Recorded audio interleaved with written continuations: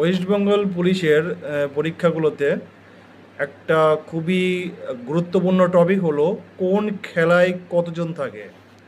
চলো এইটা একটু আলোচনা করে নিই।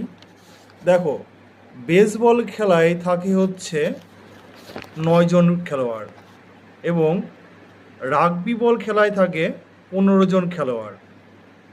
এছাড়া পোলো খেলায় থাকে 4 জন খেলোয়াড় এবং ওয়াটার পোলোতে থাকে 7 জন খেলোয়াড়, কবাডিতে থাকে 7 জন খেলোয়াড় এবং নেটবলে থাকে 7 জন খেলোয়াড়। এই ওয়াটার পোলো, কবাডি এবং নেটবল এটা নিয়ে একটা সুন্দর ট্রিক হয়। যেমন ওয়াটারে নেট লাগিয়ে 7 জন মিলে কবাডি খেললাম, মানে ওয়াটার পোলোতেও 7 জন খেলোয়াড়, নেটবলেও 7 জন খেলোয়াড় এবং কবাডিতেও 7 জন খেলোয়াড়।